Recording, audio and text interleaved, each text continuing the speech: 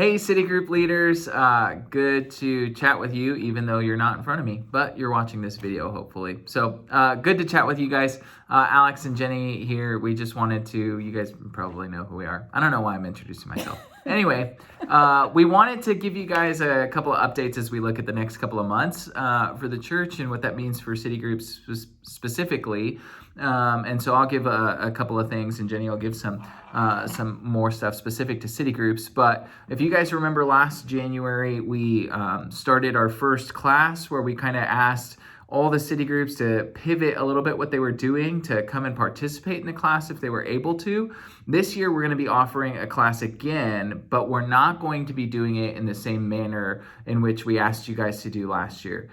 We found some strengths and some weaknesses just from it as we kind of did a trial period with that whole situation. And so there's some different options that you can do with that. But before I list the options, just so you guys know, the class is going to start on January 30th, and it's going to be on Tuesday nights, and it's going to run for 6 weeks again. So pretty similar to last year, except last year was on Mondays. This time we're going to do Tuesdays, see if we can get some different people opportunities to be able to go. Very similar structure. The structure is going to be the same. We'll have childcare provided for you guys. We'll have some homework for you, and it's not going to be the same class, although similar. It's in a sense part 2 to what we did last year. So we walked through some different doctrines last year, and then this year we're going to walk through some different ones as well. So if you're interested in end times, feel free to come and join us. We're going to have some fun conversations on just what the Lord says about some different doctrines. But a couple options for you as a Citigroup and as Citigroup leaders in terms of how to handle this whole situation. If your whole Citigroup decides that they want to participate together in the class, you guys can do similar to what we did last year. You can shift your group and you can all come on Tuesday night and participate in the class that way. If some of your people want to participate in the class and some don't, they can do both if they want to.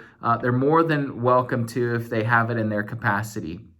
If you as a Citigroup leader, you're kind of divided, like you want to participate in the class, but you're also don't have the capacity to do both, we want to give you the freedom to kind of have a couple of different options there. I don't want you to feel the weight of needing to do both.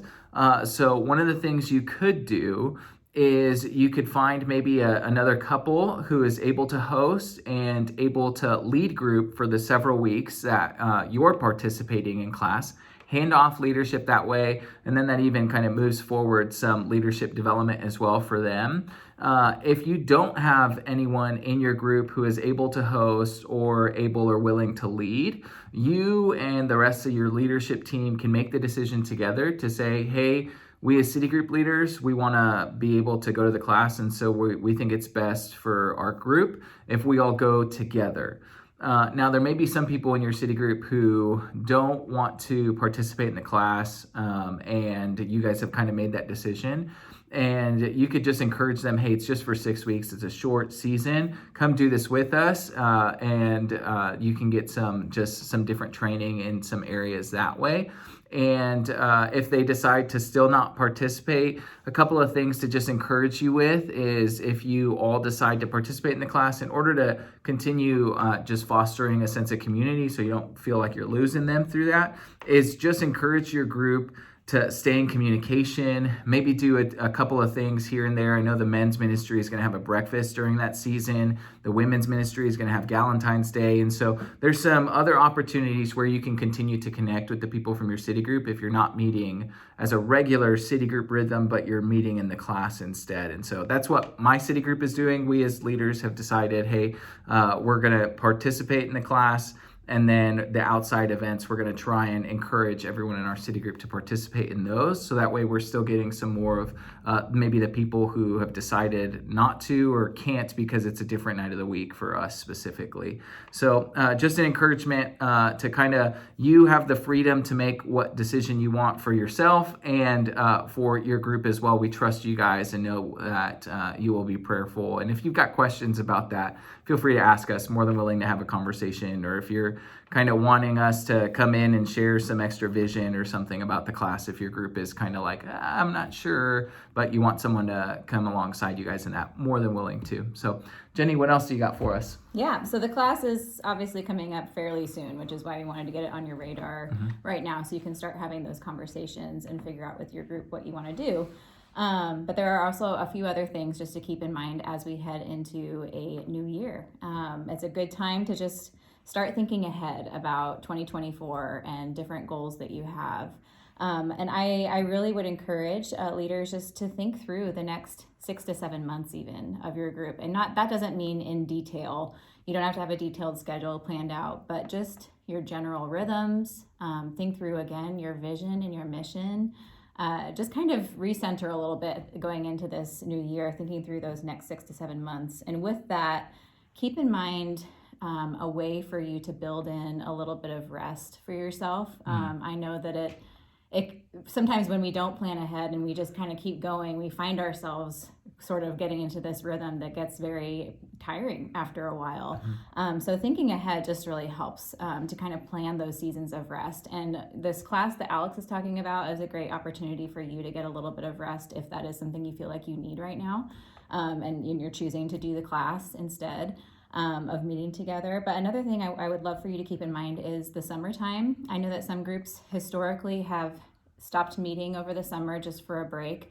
And we don't necessarily want to encourage groups to do that. But what I do want to encourage is that there are other leaders trained up within your group by the time summertime hits, so that you as leaders can step back during that season, and your group can continue to meet and just have different people who are leading during those couple months there. And part of the reason I want to do that is because we will have some trainings available in the summer, and I would love for you to just have enough margin in the summertime to be able to attend those trainings, because we really believe that they're going to be really important and helpful and beneficial for you guys as leaders.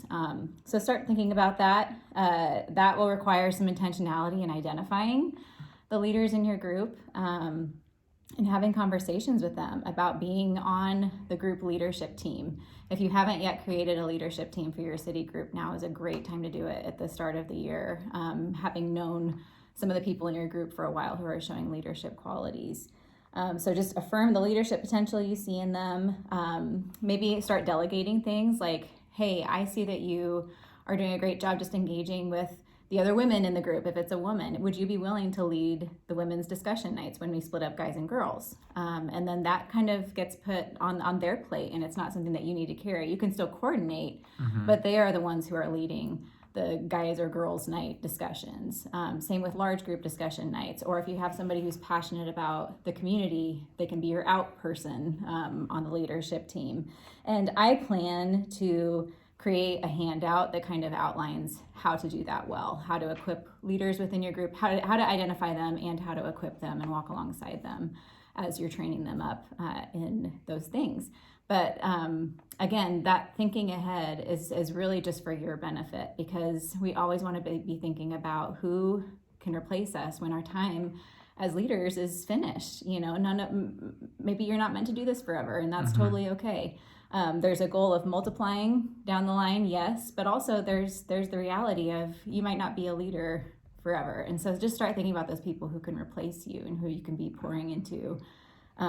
And don't expect them to just volunteer for those things. A lot of times those people will take some just being sought out by you guys and supported by you guys and invested in by you guys. So again, takes a little patience and intentionality at the beginning, but I think will bear some real lasting and helpful fruit for you down the road as leaders. Yeah. So yep, thinking ahead calendar-wise and identifying your leaders, I think, are great to keep in mind as we start the new year. Yeah, and those go hand in hand. Yeah. That's good. Yep. A couple of things to maybe consider as the new year comes around is asking your group to recommit.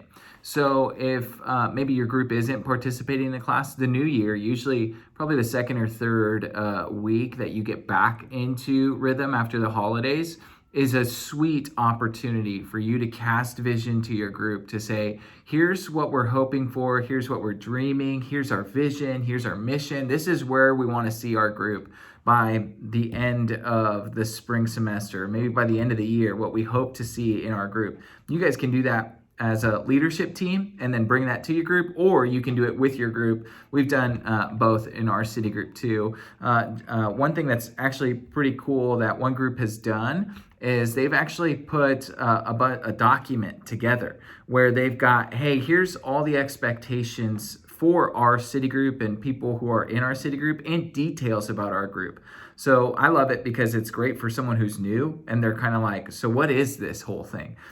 So on this document, they've got, hey, the time to arrive, the schedule for the evening, kind of how it's set out, when you're going to meet regularly, how to pay for childcare if you've got childcare, vision and mission for the group and your group specifically. And then they've even got, hey, what's expected of like a committed member of our city group? I think that's really good. And they've got scripture to go along with all of those. I'm sure that group would be more than willing to share just some of those details, just so you can kind of see it and then adapt it to your own city group. One thing that I love to do when we cast vision for our group is just kind of say, hey, we're in this too. When I recast the vision, I'm inviting them to do it with me and saying, hey, I'm in this boat with you. Let's continue to pursue Jesus together. Here's a big picture of what God could do in our group. Let's run after this together. And I feel like those recommitment conversations work well when you do them probably 2 to 3 times a year. I feel like the beginning of the year, the summer is probably a good time if you're still running in the summer, and then in the fall, once things get rolling in the fall, are usually key times. So right now at the beginning of the year would be an awesome time to recast that vision, to recommit to one another and commit to gathering and the mission moving forward. If you are participating in a class, if your whole group is doing it together, you could maybe wait until right after the class is over at the beginning of March, and then that second week of March or something when you guys start back up would be a great time to kind of recast that vision as well, as people are kind of back into the swing of the shift back into regular city group rhythms. Yeah. And then kind of our last thing, as I've been having conversations with a lot of you, what I'm hearing a lot of is we're not sure how to do the out component of our group. And so I just wanted to share a little bit of what Ricky and I and Alex have been talking about with those rhythms and our vision moving forward into this next year. And, our focus for this year is reach and raise. The elders have shared that a few times. And we've already talked about raising up leaders in the city group. But we also want to talk about just incorporating rhythms that both equip and encourage individuals in their unique context to share and live out the gospel together. So with this, I hope to create a very short video series for you in your group about how to have gospel conversations. And so as a group, as we live out our out value, the most important part of that is that we really feel confident and supported in having gospel conversations wherever we're planted, in our neighborhoods, in our schools, in our workplaces, and even just the people we regularly come into contact with at the local coffee shops or libraries as we go about living our daily lives. So the material for this video series will come a little bit from the My Circle training, which I know some of you have done, but also I've been reading a couple books that I found to be a little bit more compelling and helpful, and that's Gospel Fluency is one of them, and then Tim Keller's Center Church. So I just wanted you to know kind of where I'm gathering these resources from. So we'll be encouraging you once or twice a month to have an intentional time within your group of sharing and praying for the people with whom you want to have these gospel conversations. And that might be, I might be including a section within your guides for that, just as a reminder, so that you can keep that in your rhythm of once or twice a month doing that. And then the second most important part of living out our out value as a group is that once a quarter, we're doing something in the community together. So these opportunities can be unique to your group and work with the personality and life stage of your group. So like if you have a lot of kids in your group and the weather's really nice, which I know is not right now, but maybe in a couple months, have your out night be at a park. Like just get together at a park and engage with the other parents that are there in the neighborhood. There might be events that are happening in your community that you could all volunteer just to engage with the people at those different neighborhood events. Or if you are all passionate about, youth, then contact City Impact. They've got awesome family-friendly ways that groups can serve once a quarter. And Even connecting with your neighborhood school's PTO is a really great way to bless the staff at your schools within your neighborhoods too. So that's another idea. But just be thinking about ways that you together once a quarter could go out into the community and do something as well. Again, priority, kind of non-negotiable thing is that we're supporting one another in our own individual ministry context wherever the Lord has planted us. But these community things are important as well. We are the hands and feet of Jesus in the city. And so we want to share that light and that love together as a group. So again, short video series coming your way soon about kind of how to have gospel conversations and incorporate that rhythm into your group. But I just wanted to let you know kind of what we were thinking and what's ahead. That's good. I'm excited. Final thing, CityGroup leaders, I just want to say thank you. Yeah. Both of us want to say thank you. The whole elder team wants to say thank you. What you guys do every week, whether you're hosting every week, you're alternating, or maybe you help lead, but you're not hosting, what you do is eternal work. It's much more than just kind of a weekly thing to vacuum the house, make sure it's a little clean so people aren't sitting on Cheerios or something like that. Like, the work that you're doing is creating spaces for people to interact with other believers who are meeting with the living God. Yeah. That's really beautiful stuff. And if you're feeling kind of tired or weary in this season, I just want to say thanks so much for the work that you're doing. It's not unnoticed. It is very noticed. I'm very grateful for the work that you're doing, thankful for the work that you're doing. You're pouring into the lives of people for the rest of eternity in some sense, as God is continuing to work on them and using you to work on them. So thanks so much for the work that you're doing, and keep pressing on. Jesus is using you. He's at work in you and through you, and he is for you. So remember the good promises that your labor is not in vain, as 1 Corinthians tells us. So love you guys. If you have any questions, if you have any needs, feel free to reach out. We're here for you guys. Jenny, any last things? You guys are awesome. I appreciate you. Boom. Amen. See ya.